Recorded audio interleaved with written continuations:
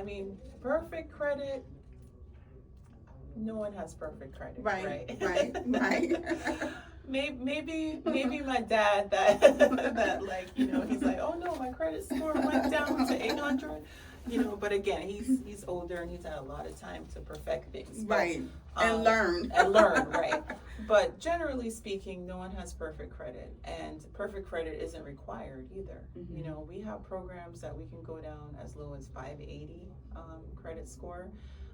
And also, the score sometimes is not as important as why the score is that details. way. The details of what is on the credit report. Right, that is correct. I've seen people with lower credit not because they're actively delinquent or behind on things. It could be from something older, and where they said, I don't want to use credit anymore because I messed up 2 or 3 years ago, and so I'm not going to use any credit anymore.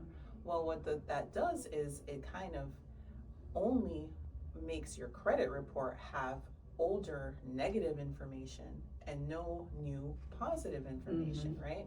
So something like that we can easily overcome, but the more of the problem with credit is recent delinquencies, right? So if you have a habit of recent late payments, etc., that is a signal to the underwriter that maybe this person isn't ready for a big obligation like a mortgage payment.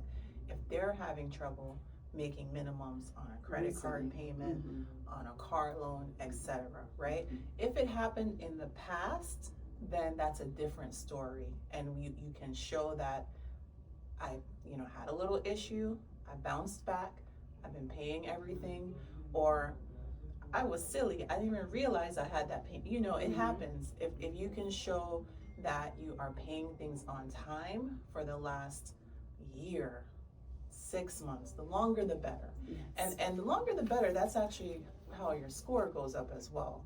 So the most important thing is demonstrating that you can and are willing to pay, not so much the score, because sometimes, like I said, you have someone that has a lower credit score and they're doing well financially. It's just because they refuse to use credit because they made a mistake in the past. So what's the difference between the FICO scores and the scores that you guys Oh my gosh, I just love all the questions. It's a great question because I get this a lot. So we do use FICO score, but there's also Vantage credit score.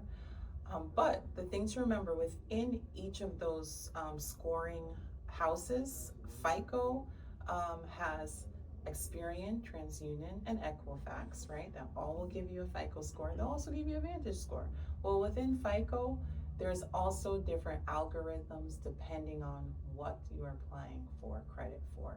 So for instance, there is an auto loan credit score, there's a consumer loan credit score, there's a mortgage credit score, there's a credit card. And you guys may have noticed this, like I've noticed if you go to a car dealership and you apply for credit, your score tends to be higher than what you saw it on some app or something. Right. Yeah. Right. Yes. And it's so confusing. It's so confusing for all of us, unfortunately. So one tool that I like a lot is the Equifax app.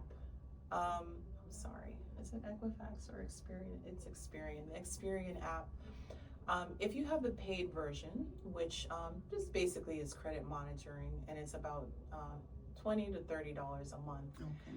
They actually give you your auto score, your mortgage score, and your credit card score. And even within those buckets, there's only one mortgage score, but within the auto score, I believe there's 2 auto scores, believe it or not. And then within the credit card, there's also 2 scores. So bottom line is that's one place you can track it. But to really know the real, you have to get pre-approved. That's one of the reasons why you have to go to a lender that actually is going to pull the score that's going to be used. Yeah. Okay. All right. So now, the scores, are there ways to fix it within a certain period of time? Yeah. Good question. Yeah. The fastest way and the most effective is to bring down what's called the credit card utilization rate, Okay. right? Correct. So, for instance, if you have a credit card and you have $1,000 limit, right? If you can keep that card, the balance, whenever it reports under $300, that's gonna help your score, right? Even better if you can keep it under $100. That's a 10% utilization rate versus a 30% utilization rate.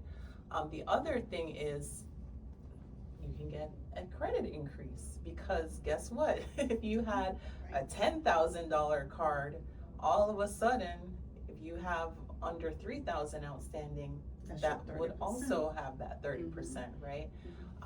So yeah, that's something that immediately, like a lot of times when we pull credit, and if you could just get it a little higher, just because it might help your particular situation, that's the fastest thing we always ask you to do.